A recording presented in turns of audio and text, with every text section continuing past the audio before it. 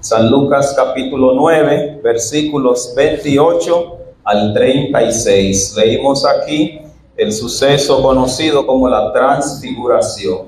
Antes de eso habíamos leído también en el libro de Éxodo, donde se narra que Moisés resplandecía y que su rostro era difícil de ver por la gente del pueblo a causa de la luz de Dios que irradiaba a través de su rostro.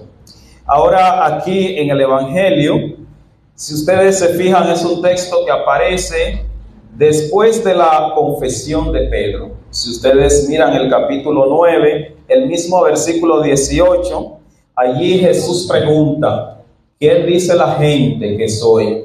Y después de varias respuestas, él entonces pregunta: ¿y ustedes? ¿Quién dicen que soy? Y entonces dice el texto que Pedro contesta: tú eres el Cristo, el Hijo del Dios viviente. Y bueno, ustedes conocen el texto, que Jesús hace una declaración que más tarde será importante para la transfiguración. Jesús dice: no te lo reveló ni carne ni sangre, te lo reveló mi Padre que está en los cielos. Guarden esa declaración de Jesús, porque luego será importante cuando se escuche la voz allá en el monte de la transfiguración. Después del suceso de la confesión de Pedro, Jesús dice unas palabras que también han de ser importantes en el monte de la transfiguración. Jesús dice que era necesario que el Hijo del Hombre padezca muchas cosas y que sea desechado por los ancianos, por los principales sacerdotes y por los escribas, y que sea muerto y resucite al tercer día. Luego de eso, el texto dice que Jesús llevó a Pedro, por cierto, el mismo de la confesión aquella de que él era el Cristo, el Hijo del Dios viviente, y llevó a Juan y a Jacobo, dice el texto, a un monte a orar. Y estando allí, entonces, dice el texto, que con su rostro pasó lo mismo que con Moisés, como vimos en el Antiguo Testamento. Su rostro se hizo otro, por eso se llama transfiguración, porque su rostro en cierto modo cambia. Y además, su vestido se hace blanco y resplandeciente. Lo mismo que pasó con Moisés en el texto que leímos en el Antiguo Testamento.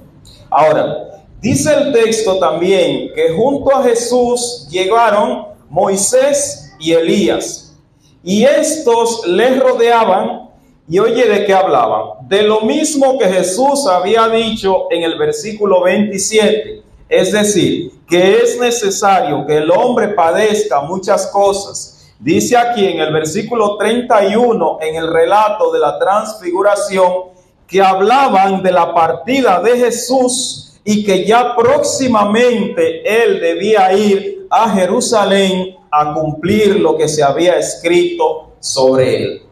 Aquí hay que prestar atención a esta parte en donde estos hombres que aparecen, Moisés y Elías, hablan con Jesús, y que por cierto, el único que dice de qué hablaban es Lucas. Y dice él que la conversación de ellos era en torno a la partida de Jesús.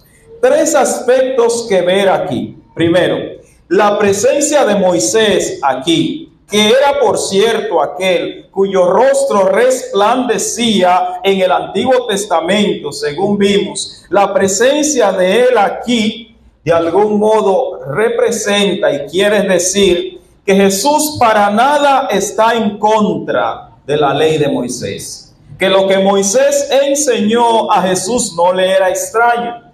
Que él no echaba por tierra lo que Moisés dejó a su pueblo. Además, la presencia de Elías, que es el segundo elemento a ver aquí, es importante porque quiere decir que para Jesús lo que dijeron los profetas también tenía importancia capital. Además, la tercera cosa, ellos tres hablan acerca de la partida de Jesús. Con ello, Lucas y los demás evangelios, pero de manera particular Lucas, que está interesado en dar a conocer que hablaban de la partida de Jesús, con ello Lucas quiere decir, así como Jesús no se opone a la ley de Moisés y a la profecía de los antiguos, como el caso de Elías, de esa misma manera ellos se oponen a la idea de que el Cristo es el único en el que han de cumplirse las escrituras acerca de que habría de morir por el perdón de los pecados de la humanidad. En pocas palabras, Lucas lo que plantea la siguiente tesis: Jesús no echa por tierra los dichos de los profetas, ni obvia tampoco la ley. Pero los antiguos, representados en Moisés y Elías, también llegaron a reconocer que en algún tiempo se cumplirían las escrituras en una figura como Jesús.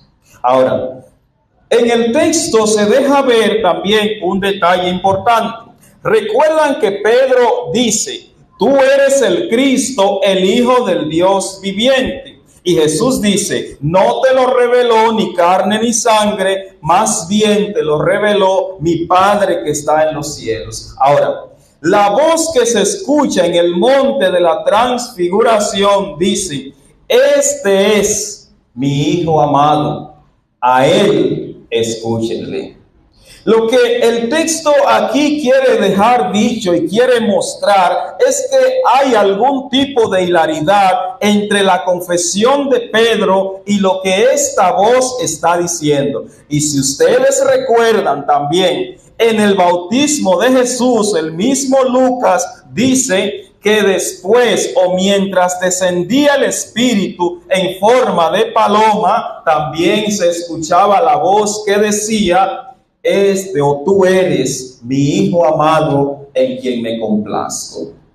En cierto modo, hermanos y hermanas, el suceso de la transfiguración para nosotros lo que significa es que si bien hubo muchos grandes hombres en todo el texto bíblico, y si bien ha habido muchos grandes hombres, mártires, héroes de la fe, la figura de Cristo es la figura cimera en la iglesia.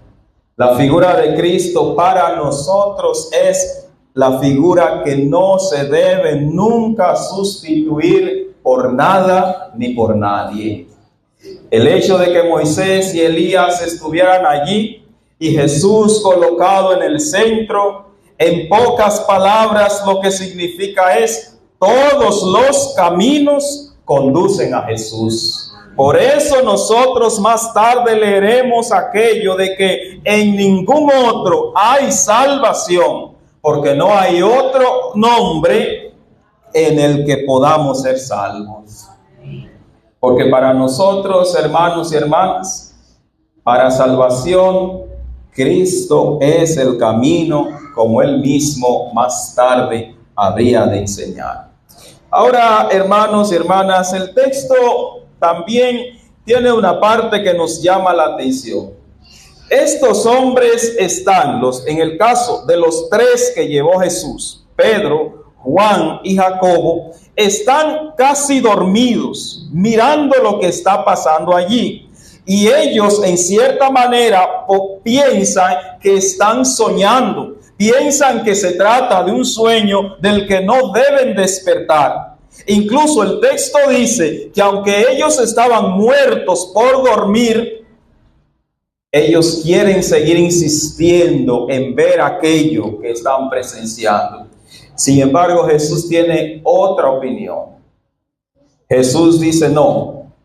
Porque Pedro dice, maestro, mira, lo que está pasando aquí es tan bueno que sería bueno que preparemos 3 enramadas. Ustedes 3 se quedan en las enramadas y a nosotros no nos importa que nos caiga la lluvia y que nos queme el sol mientras estemos mirando lo que pasa en esas 3 enramadas. Pero Jesús dice, No, se levantan y descienden de la montaña. En el texto se ve la idea de que Jesús es el Cristo, de que Él es el enviado, de que en Él se cumple la profecía, de que Él no echa por tierra la enseñanza de los profetas y de la ley.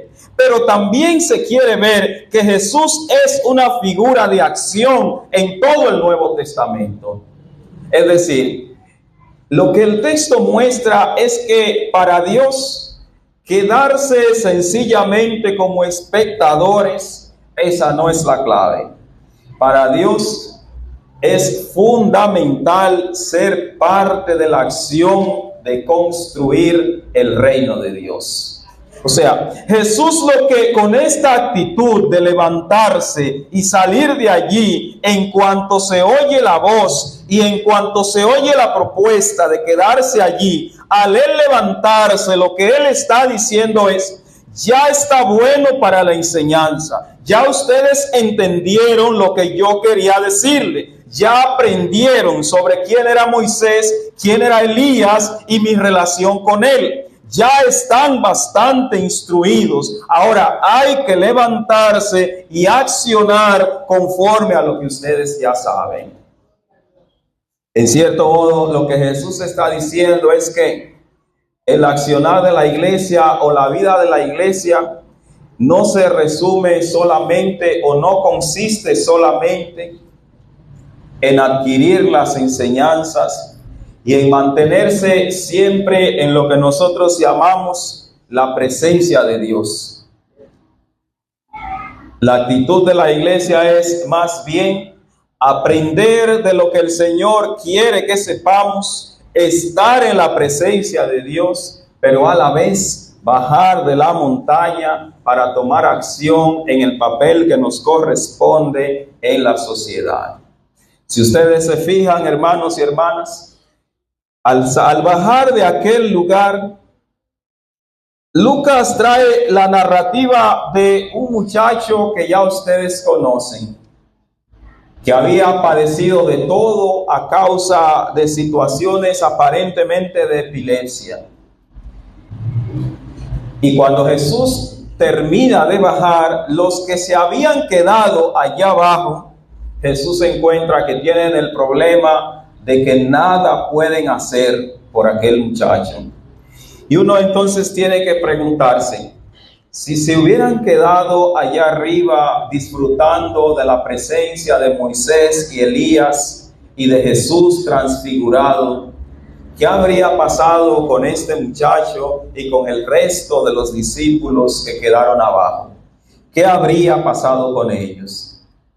De modo que, hermanos y hermanas, en esta mañana el Señor con bastante claridad nos dice que tenemos a nuestra disposición sus enseñanzas en el texto bíblico y su augusta presencia en medio nuestro, pero que a más allá de todo eso, Él requiere de nosotros la acción en el papel o en el rol que nos corresponde jugar en la sociedad en la que Él nos ha llamado a ser iglesia. El Señor les bendiga.